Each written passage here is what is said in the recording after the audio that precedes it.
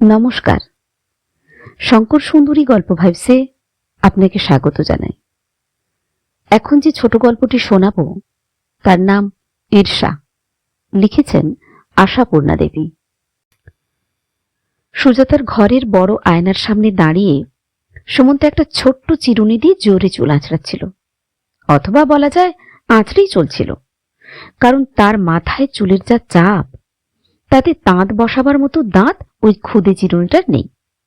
গায়ে হাত বুলানোর মতো ভেসে যাচ্ছিল সুমন্তর প্রবল চেষ্টাতেও। সুজাতা মোমবাতি নিতে ঘরে ঢুকে ছেলের দিকে তাকিয়ে বলে উঠল, ওটা কি হচ্ছে? চিরুনিটা ভেঙে যাবে যে। তোর চুলে ওই চিরুনি? সুমন্ত একইভাবে হাত চালাতে চালাতে অগ্রাহ্যের গলায় বলল, তোমার চিরুনি নেওয়া হয়নি? সুজাতা ভুরু কুঁচকে বলল, চমৎকার, খুব ম্যানার শেখা হচ্ছে।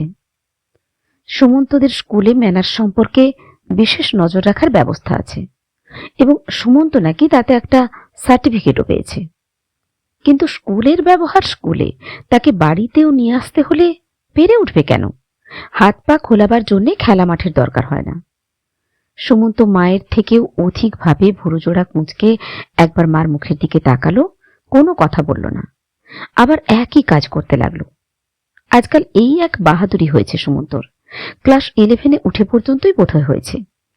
ইচ্ছে করে মা বাপকে অগ্রাহ্য দেখানো, বাহাদুরি ছাড়া আর কি। তবে বাবা বলে, তুমি আর শাক দিয়ে মাছ ঢেকো না সুজাতা, বাহাদুরি নয়, লায়েক হওয়া। দেখো তোমার ওই ছেলে কদিন পরে কি মূর্তি ধরে। এরকম সময় তোমার ছেলে বলাই বিধি।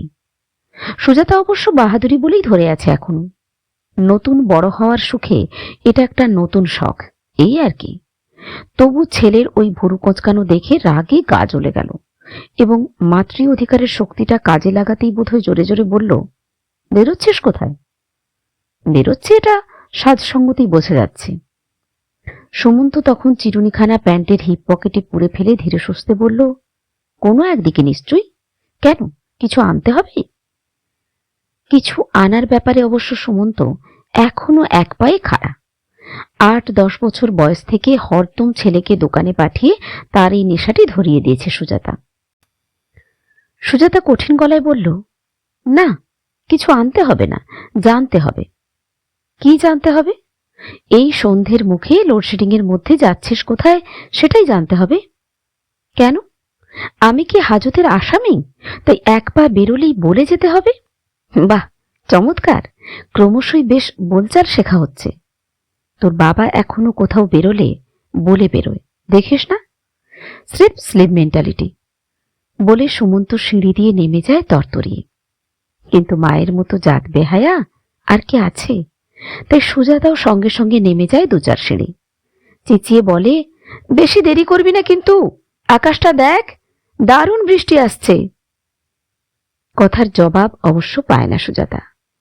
ঘুরে এসে রাস্তার দিকের বারান্দাটায় সুজাতা দাঁড়ায়। তরতরি হেঁটে যাচ্ছে সুমন্ত। নেহাত ছেলে বলেই বুঝতে পারছে, নইলে দেখার কথা নয়। সত্যি আকাশ কালো মেঘে ঢেকে গেছে। তার সঙ্গে চন্দ্র সূর্যের অমোঘ নিয়মের মতো লোডশেডিং এর অবদান তো আছেই। তবু হাঁটার ওই পরিচিত ভঙ্গিটা থেকেই হঠাৎ আবিষ্কার করে বসে সুজাতা, ওর গঠনভঙ্গিটাও ঠিক ওর বাপের মতোই। এই বয়সেই বাপের মতো লম্বা হয়ে উঠেছে, অর্থাৎ পুরো দৈর্ঘ্যটাই এসে গেছে ওর এখনই। এই তো কটা মাস হলো ক্লাস 9 পার করেছে। বড় তাড়াতাড়ি বড় হয়ে গেল ছেলেটা। ঘরে চলে এসে জানলা টানলাগুলো বন্ধ করতে করতে ভাবল সুজাতা, বাপের মতো আকৃতি পাচ্ছে, কই প্রকৃতিটা তো পাচ্ছে না। শ্রীমন্তর মধ্যে কত শান্ত সভ্য নির্বিরোধী ভাব, কাউকে উঁচু কথাটি পর্যন্ত বলতে জানে না। এই তো নতুন বাহাদুরিতে ছেলে তো শুধু মাকে কেন, বাপকেও ডোন্ট কেয়ার ভাব দেখিয়ে মজা পায়। সুজাতার ভয় হয় ফট করে না ধাড়ি ছেলের গালে একটা চড় কষিয়ে দেয় শ্রীমন্ত। কিন্তু তেমন ভয়ঙ্কর ঘটনা ঘটে না। বড়জোর স্বগত মন্তব্য করে, কিছু মন্তব্য করে সরে যায়। ভালো ভালো, শিক্ষা দীক্ষা ভালোই হচ্ছে, ইংলিশ মিডিয়াম স্কুল তো। এই ব্যঙ্গটুকু অবশ্য সুজাতার উদ্দেশ্যে। 4 বছর বয়সে ছেলেকে পাড়ার স্কুলে ভর্তি করে দিয়েছিল শ্রীমন্ত, যে স্কুলে নিজে পড়ে বড় হয়েছে।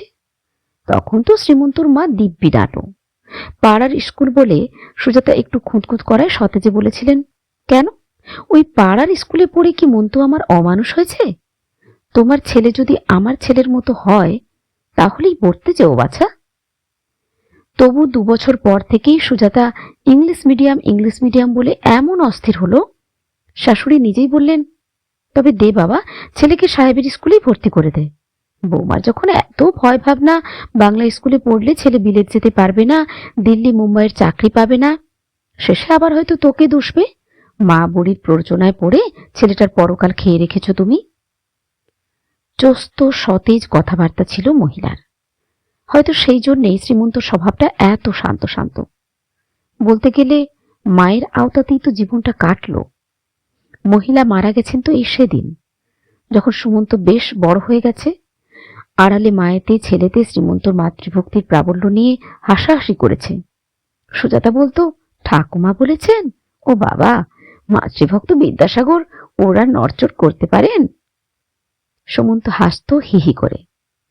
আবার মায়ের অসুখের সময় শ্রীমন্তর অস্থিরতা দেখে চিন্তাও প্রকাশ করেছে। মা বাপ তো মানুষের চিরদিন থাকে না, ঠাকুমা গেলে তোর বাবা যে কি করবে।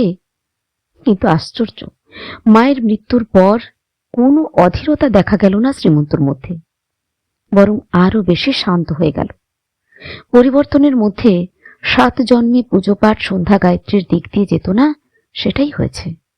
অবশ্য মায়ের ঠাকুর ঘরের দুর্দশা দেখতে পারবে না বলেই। অসুচান্তের পর থেকেই শ্রীমন্ত সকাল সন্ধে দুবেলা মায়েরই পুরানো একখানা গরদের থান জড়িয়ে উঠে যায় 3 তলায় মায়ের ঠাকুর ঘরে। কি করে না করে সুজাতা দেখতে যায় না, তবে সকালে পুজো করে নেমে আসা শাশুড়ির কপালে যেমন ছোট্ট একটি চন্দনের টিপ দেখতে পেত, তেমনি ছোট্ট একটি টিপ শ্রীমন্তর কপালেও দেখতে পায়। ভাত খেতে বসেও রয়ে যায় সেটা, অফিস যাবার সময় মুছে ফেলে। সুমন্ত একদিন হেসে হেসে বলে, বাবা নির্ঘাত একদিন বষ্টম হয়ে যাবে মা, দেখো তুমি। সুজাতা তো ছেলের কথায় সায় দেবেই। ছেলেকে নিজের পক্ষে রাখতে না পারলে পৃষ্ঠবল কোথায়? শ্রীমন্তকে তো কোনোদিনই ঠিক নিজ পক্ষ করে তুলতে পারেনি। মরে গিয়েও যেন ছেলের জীবনের বেশ খানিকটা নিজের দখলে রেখে দিয়েছেন সেই পরলোককতা। অথচ কি বুদ্ধিশুদ্ধিহীন গ্রাম্য মহিলাই ছিলেন। আশ্চর্যই লাগে, শ্রীমন্তকে তো বুড়ো বয়স পর্যন্ত বকে ধুরধুরি নেড়ে দিতেন। এটি তারই ভাষা, পান থেকে চুন খসলে রক্ষে রাখতেন না। শ্রীমন্তর ছোট বোন খুকুর শ্বশুর বাড়ি ভবানীপুরে, এই ঢাকুরিয়ার বাড়ি থেকে নেহাত কম দূর নয়। তবু প্রতি সপ্তাহে বোনকে দেখতে যাওয়া চাই চাই। কোনো কারণে একটা সপ্তাহ বাদ গেলেই মহিলা অনায়াসে বলতেন, তোর যে একটা বাপ মরা ছোট বোন আছে, সেটা বোধহয় এবার ভুলতে চেষ্টা করছিস মনটা। আর আশ্চর্য, শ্রীমন্ত রেগে 2 কথা শুনিয়ে দেওয়ার বদলে পরদিনই বোনের প্রিয় খাদ্যর গড়িয়াহাটার দোকানের ডালমুট, আমসত্ত্ব, সোনপাপড়ি নিয়ে ছুটত তার কাছে। মাতৃভক্তির পরকাষ্ঠাতেই বোধ হয় এখনো হপ্তায় হপ্তায় খুকুর বাড়ি যাওয়াটি অব্যাহতই আছে। আজই তো যাবার সময় বলে গেছে, খুব সম্ভব খুকুর বাড়ি হয়ে আসব, দেরি হলে ভেবো না। সুজাতা বলে ফেলেছিল, এই তো গেলে সেদিন। শ্রীমন্ত কিছু বলেনি, জুতোর ফিতে বেঁধে হাত ধুয়ে চলে গিয়েছে। তা বলে সুজাতার ছেলের মতো ভুরুও কোঁচকায়নি। দেরি হলে ভাবতে বারণ করেছিল শ্রীমন্ত, তবে দেরি করল না, এসেই গেল ঠিক সময়ে। বলল, খুব বৃষ্টি আসছে মনে হলো, তাই আর নামলাম না, টানা চলে এলাম। এসেই যথারীতি মায়ের ছিঁড়া গরদ গায়ে জড়িয়ে সবে ঠাকুর ঘরে গিয়ে উঠেছে, আর তখনই নেমে এলো সেই বৃষ্টি, যে নাকি এতক্ষণ নামবো নামবো করে ভয় বাড়াচ্ছিল। কিন্তু ভয়ের কি থাকতো যদি সুমন্ত বাড়ি থাকতো?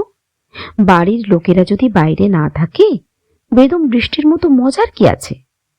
কিন্তু এখন বাড়ির আসল লোকটাই তো বাইরে।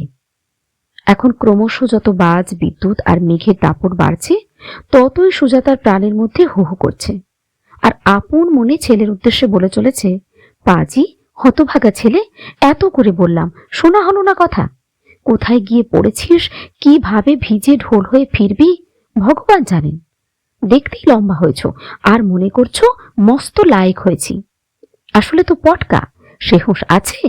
এক্ষুনি কাঁচতে শুরু করবি। আপন মনে অনুপস্থিত ছেলেকে কাঠগড়ায় দাঁড় করিয়ে বকেই চলে সুজাতা। সামনাসামনি তো একটাও কথা বলার সাহস নেই। বৃষ্টি কমবার নাম নেই, বরং বাজ বিদ্যুতের সমারোহ বাড়ছে। আশ্চর্য, শ্রীমন্ত দিব্যি নিশ্চিন্ত মনে টঙে চড়ে বসে আছে। একবারও বুক দুরুদুরু করছে না কোথায় কি ঘটছে ভেবে। সুজাতার তো মনে হচ্ছে এটা প্রলয়ের সূচনা। ভাবল ছুটে ঠাকুর ঘরে উঠে গিয়ে বলে, তুমি কি মানুষ না পাথর? যেতে হলো না, যথা সময়েই নেমে এলো শ্রীমন্ত। থান গরদ ছেড়ে সুতি ধুতি পরে চায়ের টেবিলে এসে বলল, বাবু বুঝি এখনো ফেরেননি? সুজাতা ক্ষুব্ধ উত্তেজিত গলায় বলে উঠল, দেখো না, এত করে বললাম, ভীষণ মেঘ করেছে, দেরি করিস না। তবু এইটুকু ছেলে, এত কিসের আড্ডা? তুমিও তো কিছু বলো না। মায়ের শত কথায় কাজ হয় না, বাপ একটা ধমক দিলে কাজ হয়। ধমক? শ্রীমন্ত চায়ের কাপটাই কপালে ঠেকিয়ে নমস্কারের ভঙ্গি করে বলে, তোমার ওই হিরো ছেলেকে আমি দেব ধমক? বলে নিশ্চিন্তভাবে চায়ের কাপে চুমুক দিতে থাকে। কড়কড় করে আবার বাজের শব্দ। সুজাতা অস্থির হয়ে জানলা খুলে দেখতে যায়। শ্রীমন্ত বলে, ওটা কি হচ্ছে? ঘর যে ভেসে যাবে। খুব নিশ্চিন্তি মানুষ বাবা, ছেলেটা কোথায় কি করছে? কি আশ্চর্য, পাগল তো নয় যে এই সময় রাস্তায় থাকবে।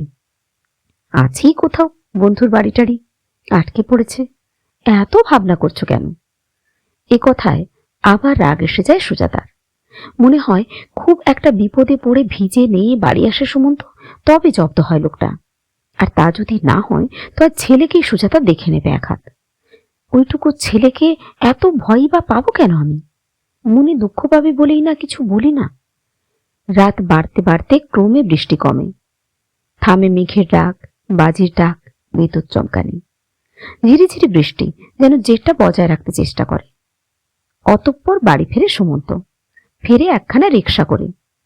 কোথায় ছিলি এতক্ষণ? কোথাও না, এই ঢাকুরিয়ার মধ্যেই, সুধাময়দের বাড়ি। সুজাতা এতক্ষণ মনে মনে ভাবছিল, ছেলে যদি শুকনো গায়ে মাথায় ফেরে তো দেখে নেবে তাকে। কিন্তু কি করে নেবে দেখে? কোন কথার পিঠে? ছেলে যদি বলে, তা তুমি যদি ভাবতে বসো আমি বাজ পড়ে মারা গেছি, তা কষ্ট তো পাবেই। আমি কি কচি খোকা যে তুমি একেবারে অস্থির হয়ে উঠলে? সুজাতা ভারী মুখে বলে, অস্থির কি সাধে হই? কচি খোকা নও বুঝলাম, ধাত্রী তো খোকারই মতো। এই যে জলো হাওয়াটি লাগিয়ে এলে এতক্ষণ, রাতেই কাঁচতে শুরু করবি? বলছিস তো ভিজিসনি, কই দেখি মাথাটা, যা চুলের রাশ, মুছে দিই ঘষে। সুজাতা ছেলের মাথায় হাত দিয়ে দেখতে আসে। এক ঝটকায় মার হাতটা ঠেলে দিয়ে বলে ওঠে সুমন্ত, আহ, ভেবেছ কি তুমি? বাড়াবাড়ির একটা সীমা আছে, বুঝলে?